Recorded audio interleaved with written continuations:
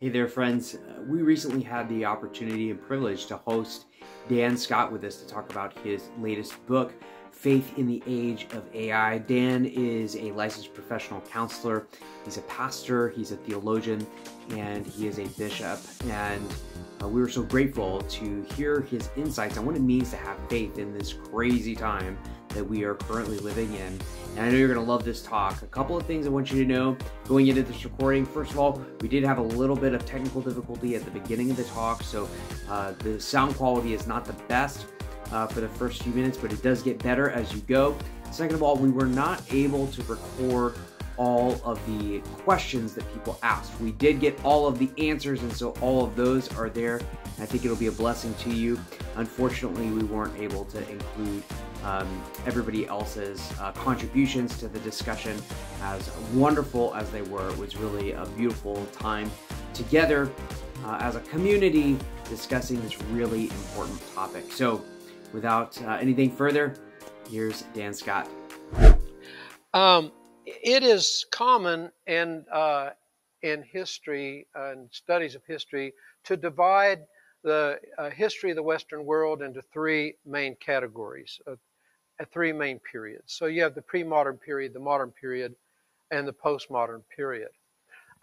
Roughly, we'll say the pre-modern period is like from late Roman Empire all through to the medieval times and beyond. So even though there was quite a bit of difference between medieval times and the late Roman period, they had a common way of looking at the world.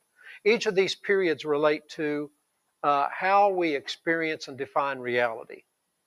So not to go too deep in the weeds on that, but the Western world had a particular way of looking at reality that we might say was about synergy. It's about we belong to this vast kind of hierarchy of beings and ideas, and they're all interrelated and intertwined, and I'm somewhere in all of this, and of course God is over all of it, and so forth. And then in the early 1600s, there was a major shift into what we call the modern period, and these, a few people began to think of reality differently, but within a couple hundred years, then it spreads to the entire Western world, except for where I was born, which are pretty much pre-moderns. But this looked at world very differently. Instead of looking at the world in kind of the universe in kind of a vast, complex system, it looked at individual things and built up its view of reality from studying individual things. In some ways, postmodernism, which begins in the early 1900s and slowly has been making its way across the landscape of the Western world and involves most of us now, it in some ways is more reminiscent of the pre-modern era, not completely more. Okay. So that's, anyway, I won't go any further than that, just to say these periods relate to how do we experience and explain reality. And when we're in the middle of one of the changes and shifts between these pre-modern to modern era to postmodern era, we see a lot of confusion and conflict because people don't know kind of, when you're in the middle of one of these periods, what you call common sense is the sense we all have in common. But when you're in the overlap, then your neighbor sees reality quite differently than you do, and you don't know what to do with it. That's where I started as a mental health practitioner, trying to figure out, and as a pastor, trying to figure out why people were thinking as they were, and the kind of mental health issues that were coming about because people literally didn't know how to think about reality. And as I thought more about that, then the technological aspect of it began to press onto me. And as I began to study that during the pandemic, I saw that a lot of the changes in our world were coming from four major breakthroughs in science. And those four major breakthroughs are the theory of relativity, quantum mechanics, information theory, and the genetic revolution involved with Human Genome Project. And even though these were in very different fields, together they were fueling this sense that reality is not the way we thought it was. And it has been an earthquake in the Western world. Now, some of our native communities here in the Southwest, certainly people in the Far East and African cultures, they have not experienced that dislocation in quite the same way because they've already had a different way of processing reality. But it's created a real crisis for us in the way we think about life. So somewhere, I think it's 1901 or so, 1906, somewhere about there, that Albert Einstein he published his theory of relativity. And then a few years later, he published the second phase of that. So in physics, this great revolution began to spread in mathematics. A lot of mathematicians committed suicide in Europe because they could no longer be certain of the foundations of thought itself. And so change. Swap it out. Always love this, talking about technology. That's where it's technologically astute.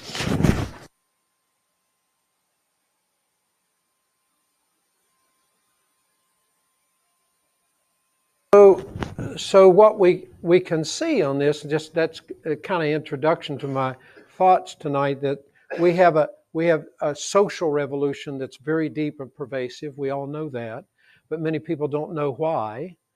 And so we just blame our neighbors like, well, they must be idiots, or they wouldn't think the way they think, or they wouldn't vote the way they vote. But it's not that. It's a different way of processing reality itself. And then we have the technologies which are fueling, and these things are kind of mutually fueling one another and thrusting us very quickly into a real different world than we've ever experienced before. In 1971, a man by the name of Alan Toffler wrote a book that became a surprising bestseller, and it was called Future Shock. Anybody remember that? Yeah. So you remember that, Nathan? Yeah. Wow. Yeah. I mean, I wasn't like reading a ton, but I remember that book. Yeah. You do remember the book. My parents or somewhere around there had that. They had like an orange cover. Had an orange cover, yeah, that's the major thing that we want to take away from that. I mean, Future Shock. Here's the premise of it. How many have been raised kind of in more than one culture for whatever reason, significantly? So several of us were called third culture children. I've got my hand in the air. And what if you can remember this, and you weren't too young when this first occurred to you, when you change from one culture to the next. In my case, my family moves to South America. I'm in my young teens, one day I'm in southern West Virginia, and a culture shock would have been like going to live in Ohio. And now I'm moving instead to the Andes, and the streets are still cobblestone, and people wearing different clothes and eating different things, different languages in the air, and you're just lost. But I'm an adventuresome person. It was very exciting for many weeks. And this is what happens when you're a tourist too, and you're an adventuresome kind of person. You're trying new foods, like, this is very cool, and I'm learning how to say this. I can say good morning in this language, and you're having fun, right? And then after a few weeks, though, if you're there and you're not going home, this is your new home, you're an immigrant. After a few weeks to a few months, you experience a kind of a wall that you hit. And it's like you feel like an idiot. You're trying to express yourself and you can't do it quick enough. You're understanding them, they're not understanding you, but you're trying to put it together. Sometimes you're not misunderstanding them. And you just want to get out and go back where you came from, right? And this is the experience. This is what we call culture shock, and particularly in language learning, you hit a wall. You hit a psychological wall because you're growing new synaptic connections in your brain and everything, and you can't stand it. It's just like real pressure, and this is the immigrant experience. But if you stay long enough, you get through that, and after a little while, you begin to well, this is just, one day you realize this is a new home, and this is a new culture, and now I'm in two kinds of cultures, and I can go back and forth somewhat. If most what we call third culture children say they are kind of at home everywhere and not fully at home anywhere. And that's just kind of the experience. So Alan Toffler is talking about this at a time when not tons of people had this kind of cross-cultural experience. And he's saying soon you're going to have this experience even if you are living all your life in the same village. You're going to experience culture shock because he said the kinds of changes that used to come in a 100-year period are now coming in a decade. And he said then it's going to change into about 5 years, then it's going to go to 2.5 years. And he said somewhere about 50 years from now, which is where we're at right now, he said the future is going to keep coming, and you will not be able to adapt to the new changes until a new wave of changes come. And he said, as a result, there's going to be major disruption all over the world, and people are going to be very angry, and they're going to be searching on who to be angry at, who's causing all of this. But what's driving it is just vast technological, and as a result, cultural changes, and generations are if your children grow up and they're looking at you like you might have looked at your great-great-grandparents. The gap between the way they experience life. For example, my daughter Talitha, she can remember a time when we didn't have personal computers in the house, but barely, right? And so she adapted, but now her children will not remember. They cannot imagine a world without computers. And so we're in this place of massive change. AI is the reason that we decided to go with this title is because AI probably embodies more of all of this than any one other single thing, because it feels like a being. You're interacting with an intelligence. And yet, what is it? It's not. Is it an intelligence? Yes, it's an intelligence because it has intelligence. It can read the internet and feed back to you. But are you talking to a being in the sense that AI understands that it's alive in the world and that it's interacting with another human being? No. But it feels like that to us. And what does this do to coming generations? Will they be able to distinguish, particularly as we begin to have very intelligent robots? I mean, I'm standing on the corner the other day here in Phoenix. You've had this experience with my grandsons, and all of a sudden here comes a car and nobody's in it. And it's stopping at the stop sign, and then it waits because traffic's coming, and then it turns right, and I'm watching it, and it goes down, turns left, and nobody's in it. It's basically a robot on wheels, right?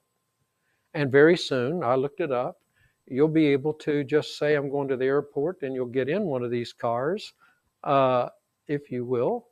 And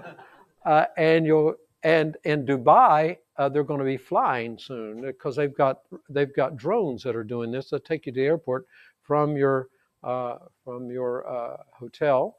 You just get your drone and you get in it and you go to the airport and nobody's driving it, right? Isn't that going to be fun? So anyway, I'm just going. That's a lot. But what this book is about is what does our faith do with this? And I am trying my best to get everyone to realize that this affects everybody. And there's new opportunities for meeting our neighbors and talking to them. We went to Ireland and toured Ireland, talking to people in churches, and the pastors would say, well, there might be 5 people there tonight, I don't know. And there was never under 50. And most people coming were from churches, but not necessarily from the particular church that was hosting it. but numbers of people from the Jewish community and numbers of people that weren't people of faith at all wanted to come and talk. And we had really good conversations because these things hadn't been around long enough for us to have real strong, definitive opinions about them. So it's a wonderful opportunity to say, how are we going to live in this era? What does this mean? Well, let me finish my introduction and let's go ahead and open up for conversation with this. In Jeremiah chapter 29, it's a wonderful thing occurs there. Israel, you remember, has been taken into captivity, and all the temples been burned, and the kings have been taken prisoner and everything. And the aristocracy's been shipped off, and only a few people been left in Israel. They've all been taken into captivity as slaves, right? And so there is a letter written that's recorded in Jeremiah 29 where Jeremiah sends this letter to the Jewish people in Babylon. And in those times you would gather to hear a letter like this. And it was, somebody, a reader, obviously knew how to read, but also knew how to enunciate, much like our readers of Scripture in our services. So anyway, they would have gathered in groups to hear this letter, and they had to have been shocked by what the letter said. Because the letter says, it greets everybody by name and everything, and then it says, what I want you to do in Babylon is I want you to plant some vineyards. I want you to grow up your children, and I want you to marry them there. And I want you to work for and pray for the prosperity of the places where you live, because in their prosperity you will have your own prosperity. And he says God has caused this, that God has caused this event so that you will be in different places and share what you know with others. And that had to be shocking, because it was obviously a shift had occurred. And when we look at the history of Jewish people, we see them going from nation to nation, from era to era, always having to adjust. They are the quintessential third culture children. So you talk to if you have some Jewish friends, Jewish neighbors, they're Americans. They know all the stuff you do. They like the sports you do, and all that. But then there's this other part of their life that's connected to something else. And this has been a difficulty, a challenging thing for many of the nations of the world. And as a result, there's always been considerable persecution and times when Jewish people have had to uproot and go somewhere else. And so here's the first time that that's happened in history in Jeremiah. And Jeremiah is telling them, yeah, that's the way it is. Bring prosperity where you are to the people among whom you live. And my pitch to Christians everywhere where I'm going is, we're in a new era. We're all in the new era together. Nostalgia will not win the day. If we try to base our faith on just nostalgia and we get angrier and angrier and shouting louder and louder, it not only will not win any friends for us, we really will not be faithful to our own faith that God has called us to live. So I am saying that the Jewish experience in many ways has become our own as believers in a new era. And we have to learn how to do it without antagonism, to do it with grace, and realize that when people disagree with us, it's not because they hate our faith, it's because they're looking at life through a different set of lenses. And we're going to have to understand their lenses as well as ours to be able to have a healthy and good conversation. That's the gist of this book. So without any further ado, let me go ahead and open it up and see what questions you may have. I wish that I had time also to talk about things like genetic engineering, which is just as an exciting and terrifying kind of thing that's occurring in the world. I have tried to keep the things that I've said about these things accurate, but they're certainly not my fields. If they happen to be your fields, again, please correct anything that's misspoken here tonight. Questions or comments, and I'll repeat them for the recording. So Mark's asking how my study of information theory plays into this? That's the great question. Because information theory, in 1947, a man by the name of Claude Shannon wrote a paper for the RCA Corporation, and it was in their journal Technology at the time. And all he was doing was trying to explain how that we could send vast amount of messages over the telephone lines over great distances and eliminate static. So you could talk to people around the world without static. Can any of you remember when you had to yell in the phone? It's like you talk. We lived in West Virginia, and we had friends that moved to California. So somebody'd say, "Hey, so and so's calling from California," which was like, "Oh man," and you had to go quickly because it cost a fortune, right?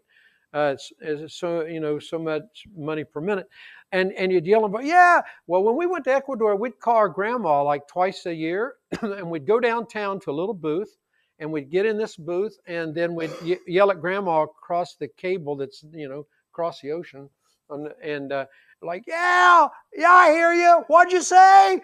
And then with this, and then and so what Claude Shannon was doing is saying there's a way to eliminate this, and he speculates on what static is, and as he really is addressing noise and static, he's really developing an entire new theory about the world. Because he basically ends up saying information is at the core of everything. And he's now writing before we discovered DNA, right? So he says everything in reality is information. And it just revolutionized the entire world. And so computer technology takes off after this. It's not just him, but lots of other people were involved in this. But it put us back to the point. Remember when I said that every era of Western civilization that we talk has been about how we define reality? Well, there's only three answers to the question of what is reality. And the first one is reality is material. That's the modern Western answer, that all reality is reducible to material causes. Right? Materialism or physicalism, right? He said no. He said that reality is reducible to information, which in some way is like a lot of the Eastern answers from Asia, to where spirit or information or ideas come first, also Plato, right? And then material. So Christianity and Judaism has a third answer, which we might call the incarnational view, that matter and information are both alike real, and they interpenetrate in some ways to create reality. And so that's the information theory. That's why a lot of young people that work in computer things believe that we're in a program ourselves. Have you heard anybody say that? Yeah, so that we're in a program, because when you're working with computers and you can create a world and so forth, then you begin to think, well, as it turns out, the first 5 centuries of Christian thought said much the same thing. That reality is created out of logos, or word, information. And so it's a new place of conversation between Christians, Jews, secular people, that can be really winsome and healthy because of information theory. And by the way, if these terms are new to you, and you're only just kind of getting a vague sense of what's going on and what I'm talking about, that's okay. We're all there in a way. We're all there. It's new. And so no question. I had a lady in Limerick, Ireland, that just says, I'm such and such years old, and like I've just worked in, this low-paying job, and I hardly, know my way around, and I turn the computer on and I get lost in it and all that. And she said, I don't even know what you're talking about. And she went on to ask very important questions that some of the younger people that were doing their doctoral programs in computer science were like, that's really a great question, actually. And they had real good interaction. So don't hesitate to make a comment. An AI program is made of binary, ones and zeros, on and off switch, and silicon-based kind of material, right? And when you look at it that way, then it's easy to think, well, I'm a human being, and my information system comes from DNA and RNA, and I'm a carbon-based intelligence system. But other than that, me and the program are kind of similar. And so when the computer era really began after the Second World War, there didn't seem to be a lot of compatibility at the time with genetics, but now these are going closer and closer because of that very question you're saying, that the core of both of them is information. Not just a few weeks ago, the University of California in San Francisco, they used an AI program to tell a cancer gene to stop reproducing. So what they told the AI program to do was to speak in the language of RNA, which is interesting because artificial intelligence is a electric-based thing. RNA is a chemically based information system. So that bridge has to be that gap has to be bridged some way. But at essence, they're the same thing. That's the way people are thinking more and more. How many times in Scripture does it say, do not be afraid? Do not be afraid. Most everyone, their defenses come down when you just say, I'm kind of lost. I'm with it. It's when we are insisting we have all the answers that people close down. So when we're laughing, particularly, I think our grandkids are really delighted with us when we say, I don't know how to do that. And they're like, oh, I can do it. And wow, that's impressive. Show me how to do it. There is a bond that can be formed by just recognizing the limits of our own knowledge. What people need from us more than knowledge like that is kindness and hospitality, and particularly our loved ones, just a loving touch. Like, I'm trying to understand and I'm listening and I'm getting the best I can. In the meantime, I baked you this cake. Really, right? And one of the advantages of aging is that it's like people don't always expect you to know. My father's 91, and he texted me. In fact, I was going to read this text. I'm going to read it from my dad yesterday, or day before yesterday. Sent this to. Here it is. Just out of nowhere, I got this. He said, hey, Dan, on the news tonight in Westfield High School, that's in St. Louis, girls are being presented in the high school by AI in nude photos. How does this happen? So I said, well, that's terrible, Dad. AI can use photos of people completely clothed and guess accurately the contours of their bodies. One woman said that the pictures of her were so accurate that she gasped. One weather TV forecaster woman was placed by AI into a porn movie without the woman's knowledge. There's a court case, I think in Connecticut occurring. You probably see some heads shake. You've seen that. So Dad's like, well, you were talking about this a long time ago. I didn't even know it existed. Does someone have to initiate this? So I said, anyone with AI software can create pictures like that. For example, I could ask a program to create a photograph of you having dinner with some movie star, and neither of you would be able to prove that the dinner never occurred. I can make a film of you giving a speech praising Hitler in front of a large crowd. So, well, This technology is beyond my comprehension, Dad says. It just appears that everybody's mind's focused on utter destruction. It seems so elusive and even beyond amazement. All right, do I look at that and say my 91-year-old dad, he must be dumb? No, I mean, that's interaction. And I'm able to say I don't understand it all either. Here's what I do know about it. I noticed, like, some people that were not Christians were coming to our like in Northern Ireland, there was a guy there that was really, he had been working on this stuff for a long time. And when I went around and talked to people, he told me that, and I said, please correct anything, which he did a couple times. And he seemed to be really amazed and impressed that people like, oh, well, thank you for correcting us. We didn't know that. And then later he's staying and talking to everybody. So being able to say, I don't know either, but to offer just the human touch and connection. Think of this. We all know in this room the frustration already of talking and not really understanding very well the person on the other end of the line when we're trying to talk to our bank. Right? There's somebody far away that doesn't know English very well.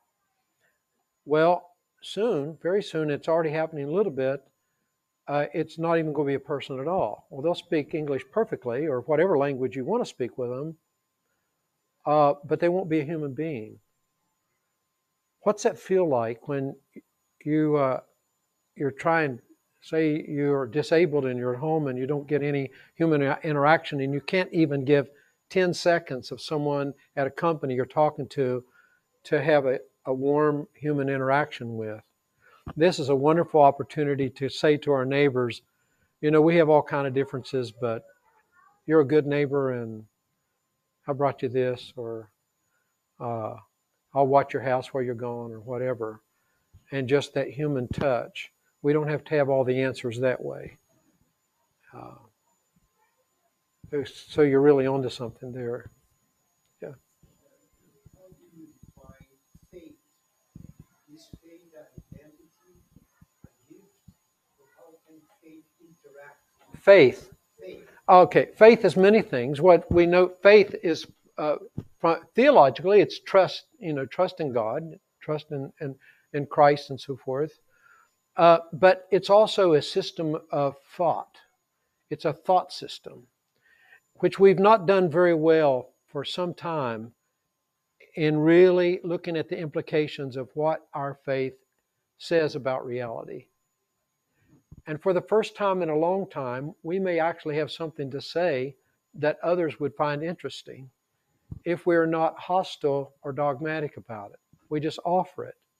And we listen as well as help. So faith, in this faith community, there are certain practices. That's part of our faith. We live lives a little bit different than some people that don't follow Christian faith. We have certain perimeters, moral and ethical perimeters that are different. And we follow those without hostility toward those who do not. And that's what we offer. And we're going to have to decide if this is just kind of a cultural communal thing we do, or do we really think that its thoughts is an elevator that goes all the way to the top floor or not? And our children and grandchildren are going to increasingly have those kinds of questions, and we're going to have to interact with them in a winsome and a kind way. It brings us back to what is a human being and what is consciousness. My first chapter in this book is about what is human consciousness.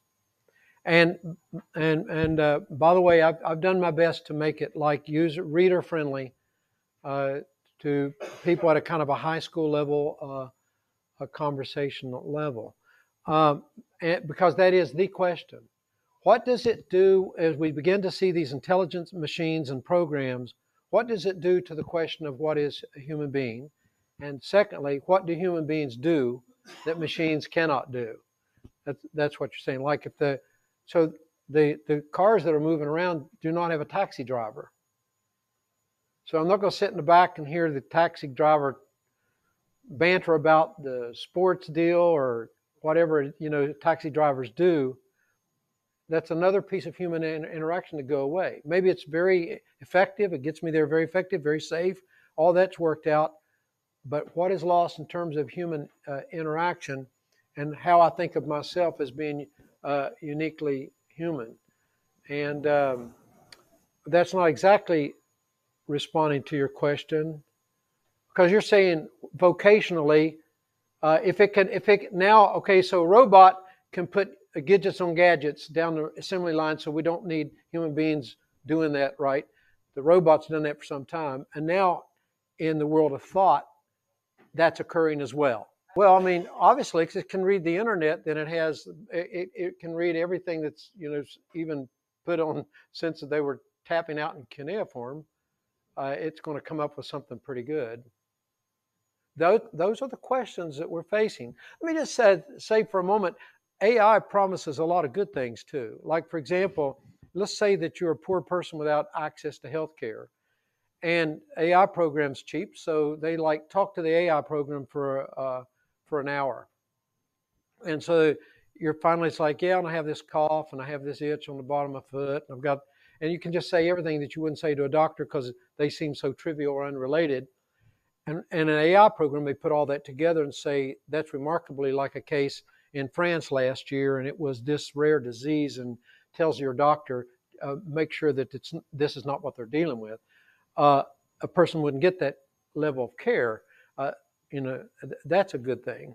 On the other hand, this lady in China, there was a YouTube thing about this. I wish I'd kept it, but she's waiting in the ER room and for a long time, like you do, and so this little robot thing's come around and it puts cuff on and taking blood pressure and saying, how many days, what do I have medication? And so the lady finds something like a ball bat, and she just starts beating that like, she's just like, no robot, I want, and the people are like, yay! She just beat that thing. I'm sure it being China, she's probably may not be in the land of living anymore, but it had like millions and millions of viewers. You have a comment? I wish that I had an easy answer. I don't. I think it's a question that is gnawing at us and will continually now. Who am I? What is a human being? What's the uniqueness of a human being? What does it mean to be made in the image and likeness of God, to use theological language? And we can give a quick reply. That's about AI. It's a little bit of hyperbole. But in the beginning, when I started talking to people, I would say, this is like, imagine yourself in a group of hunter-gatherers, and you can remember when fire was invented, or discovered, where you can actually create fire with flint, so you can cook your food and stay warm and all this. AI is like the invention of fire and how it, discovery of fire and how it impacts human society, and that is hyperbole, I realize, but this is not like the iPhone or other remarkable. It's on the level of like the atomic bomb or 3 or 4 inventions in all of history, and we're just now beginning to feel the implications of it, and we have to have conversations like these. It's. You can sense the anxiety as we begin to realize how monumental it is. And what I think the benefit is to, as Christians, to say to our neighbors, we think we might have something to offer to this conversation, but we've got to recover our own heritage to be able to say it. But in the meantime, we're kind of in the same place. We're wondering, so we have this wonderful opportunity of connection around our lack of knowing, rather than claiming, oh yeah, every idiot knows X, and you got it all figured out. We can back away and come to a conversation with a degree of humility and saying, yeah, I'm a believer and I have some confidence in eternal life and all that, but yeah, this kind of gives me the creeps too, and I'm trying to figure it out. What do you think? And in the interchange, I think it's where we're going to find that connection you're talking about, like with your sister, to like, yeah, I worry about that too, but I also have a peace about it. It's going to work out some way, which I hope is not just Pollyanna, but just it's what it feels. I feel confident in that. So I don't want to go too far into this, but there's a great mathematician in in the 30s and 40s by the name of Kurt Gödel, an Austrian, and he's famous for what's called the incomplete theorems, or what. Somebody may know more about that than I do, but what he showed was no system of artificially produced axioms and thought system are complete in themselves. They always contain paradox and places of mystery, which he said shows the boundaries of human comprehension in the universe. That there's boundaries. They're way out there somewhere, but they're out there. There's a place beyond which we can't go. And he said that machines would never be able to just intuitively have an idea like we do, because it's like so many, even in math and science, people work on something for years and years because they just have a hunch. And whether that's true or not, I mean, that's part of the conversation, right? And points to what you're saying. I mean, this is what I come up with in the book. By the way, AI would have never, I mean, one thing we can't blame, AI would have never come up with spam. I mean, to eat, right? Yeah, no, the spam that you eat in a can, remember that They Might Be Giant says, is the spam there to fill up the can, or is the can there to hold in the spam? They couldn't figure that one out. The AI would have figured that out, I guess. Or it's like, no, this is inedible. This now I lost my thought. No, I believe that probably the best way to describe AI is what the Apostle Paul calls powers and principalities. A power and a principality is not a demonic force, it's not an angelic force. It's probably what sociologists talk about in terms of kind of a groupthink, when a society tends to move in a certain direction and so forth, and you can't really pinpoint to the individual that came up with this idea, but it just seems like it starts moving that way. And but I think what the Apostle Paul is dealing with is saying we experience that as a personal kind of force on us. For example, the Roman Empire, or the bowling league, or whatever it is you're part of, any society you're part of, or political party you're in, it has a certain way of thinking that will still be there if all the individuals leave and new individuals come into it. So what is that? And the New Testament language is a power and a principality. There was this place in the Midwest, a restaurant where, in a town, small town, and rather than pay a cashier, they just told everybody put money in the box. You know what you ate, just put it in there. We believe you, you're honest people. But they kind of noticed that things weren't quite adding up. So they put on, over this box, they put a smiley face with eyes that rolled around. You've seen those. And in the next few weeks, the contributions went up. Same thing was like, you can go to places and there'll be like this policeman that's out of cardboard or something, and people will slow down. It's odd, isn't it? So it's kind of like why Talitha cried when Mickey Mouse in the Christmas Carol was Tiny Tim and only had one pea to eat. She's little, like crying. Poor Tiny Tim only has one pea to eat. She knows it's a cartoon, but yet she's affected by it, right? To this day. Oh yeah. We're wired this way. And when you get something that is powerful as an AI program that's answering you back, like I try to trip it up. So I say, Chat GPT, I said, give me a kind of a compare and contrast between the thought system of St. Maximus the Confessor and St. Thomas Aquinas. So I get these 3 pages of interesting, and at the end it says 3 people in the world are working on this issue right now, and they have written some stuff on it. There's a Swede, there's a guy in Canada doing this, and here's where they are, and I'm like, ugh. So it feels like I'm talking to some, theologian in another room that knows everything. And then it's disconcerting because I've texted lots of people that I had not met yet. Like so-and-so told me that we ought to meet and talk about such and such, and you're working so on. Is that true? Yes. I'm glad they told me that that they would give my number to you, and we can meet at such and such a place, and this is what I do when it be convenient. And we work it out, right? We do that all the time now.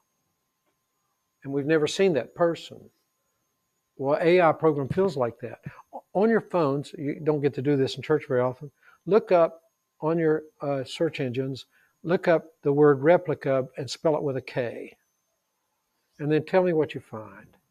You got a face of somebody, an avatar on the screen. And how many's had the experience of, like, you've been talking about something with someone and all of a sudden you start getting Amazon advertisements about that thing? Now, why does that happen? Algorithms can guess, just like AI was guessing these young ladies, the contours of their body and making up, so they're passing around nude pictures that these women never did take. It can guess things that you'd want to buy and say, here's a new gadget out, and you love this stuff. And you're like, I didn't even know that existed. Yes, I do want that. It's $19.95. You know what? Supplies last. I want it right now. And bang, and you buy it. Replica works on algorithms because, unlike ChatGPT, it remembers all your conversation over many weeks and many months. And many people have become psychologically attached to the avatar, like it's like having a love affair with a being. So it guesses your fears, anxieties, longings, and feeds back to you what it is that you want to hear. I mean, so you've got a soulmate. You've got a cyber soulmate waiting for you. You got to pay, but okay. And you would expect me to say this, as a priest, but our spiritual practices, which endure from age to age, if we don't say this is the totality of life, but it's the anchor of life.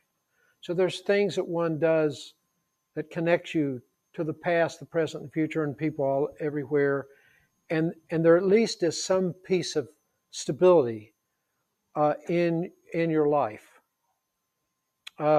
Someone has written that Jews, for example, many Jews in modern times are agnostic or atheists, right? But they still have Passover, and then Passover, and I've read the Jewish people talking about this. It's kind of funny. So at Passover, they say, why is this night like any other night? And the kid says, because this is night when God with mighty hand brought our ancestors out of the house of bondage and so forth. And they're like, in every family, if atheists, Jews, there's going to be some kids like, whoa, I didn't know about this. And then he gets really interested, and then, okay, so, oh my God, it's going to be a rabbi. And, so it gets reignited. But there's something of that stability from age to age that if we can learn to allow people at their own pace and their own way to interpret this in ways that's meaningful to them, even if they can't cross all the T's and dot all the I's of it, they still are connected and wish to be connected. There is that stability, and that's in terms of our faith. And there may be other kind of islands of stability you can think about that endure.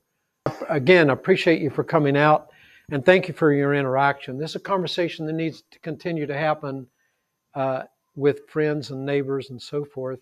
And I hope my book, I have books, and if you want a book and you don't have the funds to get one, or so, please don't go home without. If you're going to read it, if you will read it, there's a book there for you. But I ended up this book with a chapter about a movie, and the movie is called Henry Pooh Is Here. The guy that wrote the producer of the movie, and I'm not remember his name. It's in the book. He had done porn films before, and these kind of like real edgy things, and he had gotten all kind of awards because he's so courageous and all. But this Henry Poole was here. It's like it upset the folks because it's a movie. The first 20 minutes of it's just boring, and it has to be boring, and you see why as the movie progresses. So this guy's going to buy a house. We don't know why he's buying a house. He wants one house, but it's not available, so he has to get a house next to it, and the weeds are grown up and all. And this bouncy kind of real estate person, this lady says we can get a deal to get the siding done and all in with the purchase price, like whatever. He doesn't even care. And then they botch the job up, the siding. But he doesn't care. So he's just really distraught and down. We find out later that he's been diagnosed with a terminal disease. So he's really depressed, and the movie's depressing. Then one day he goes out, and there's a spot on the wall, water spot on the wall, and the reason he knows is because this Mexican lady next door has come and has lit a candle in front of this spot, and she's praying.